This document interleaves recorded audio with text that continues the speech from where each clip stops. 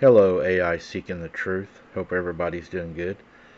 Got a pretty good encounter for you. It seems that there's a possible Wendigo going to be in this encounter, so that always makes it very interesting.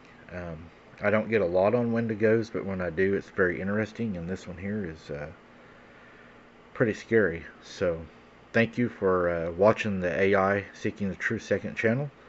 I'd like to invite you to subscribe, and let's get into this one.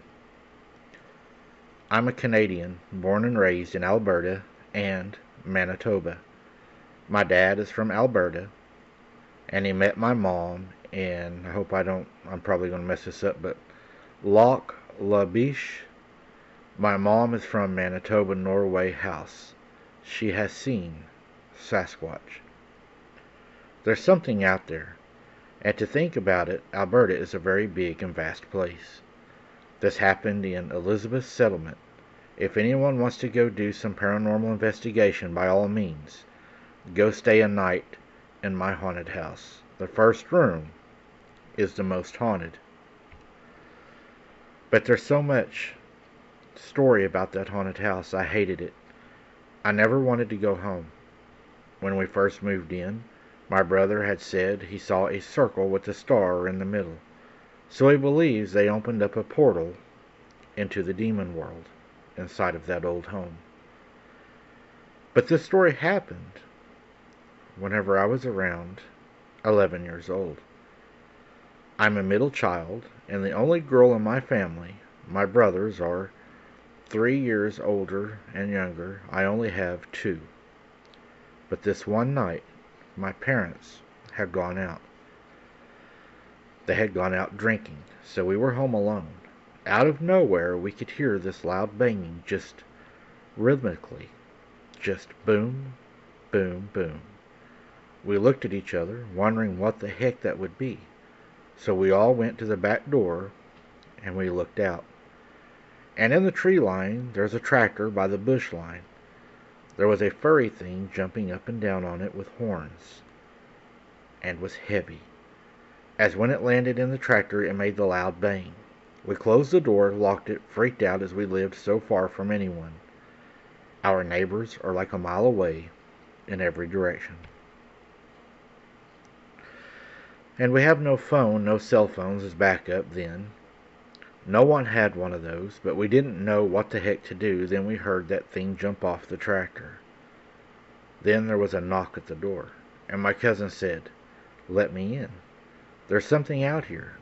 He heard the loud banging from next door and thought he would stop by to check up on us. He said he was walking down the driveway, and when the light had hit him, that thing jumped off the tractor, and it was taking down trees as it went. Small saplings, but still yet it was knocking them over. So creepy, I don't know what it was, but I think it might have been a Wendigo or something like that. I think the Wendigo is very creepy. But I live really close to Fort Kent, where that doctor went crazy and ate all of his patients. Mike, you really need to look into that one. It's really dark. They never even found his body. Anyway, that tractor by the bush line, it had a dent in it where the thing was jumping up and down on it. My house is very scary. I hated living there. I'd never sleep at night as there was something out there.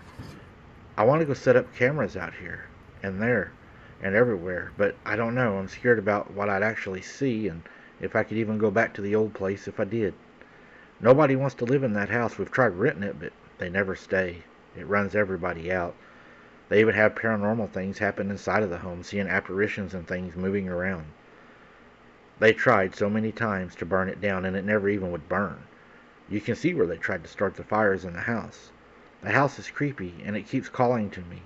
I want to go home, and I'd like to live there, but I'm too afraid. It's in a beautiful place.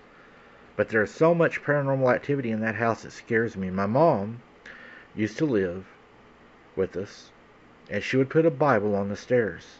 I never questioned it till I was older, as there was something in the basement, she would say. It wouldn't come up the stairs, and the Bible kept it from going further. It was so creepy. Mike, I just wanted to share this with you because my brothers were home all alone. one night, and as soon as they started to fall asleep, they'd shut the TV off and it was quiet. Then something started walking up the stairs, and it would turn the TV on while they were laying there. This place is really, really bad. So, Mike, I just want you to know that I went through hell just like you did at your granny's. These things were always beating on our house, jumping up and down outside, and then seeing apparitions in our house. This old house is very evil, I believe, and I'm glad that I don't have to live there no more. I wish I could fix it up, tear it down, maybe burn it.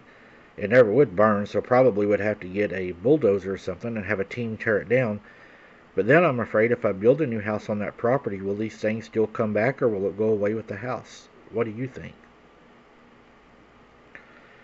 I think the best way to do it is to get rid of the home, get you a new home, and have a person come out or you and bless the ground, have it all blessed, and get rid of it and rebuke whatever's there. As far as the Wendigo, lights and cameras, that seems to be what works on the cryptids. And start with that and see where that gets you. But bright lights and set you up some tree cams, make a perimeter. And from everybody I've talked to, for some reason, that seems to stop them. I appreciate you sharing your story with us. And as always, guys, be safe, because we don't know what's really out there or what we're going to see. Thanks for listening, guys. I really appreciate it. We'll see you on the next one.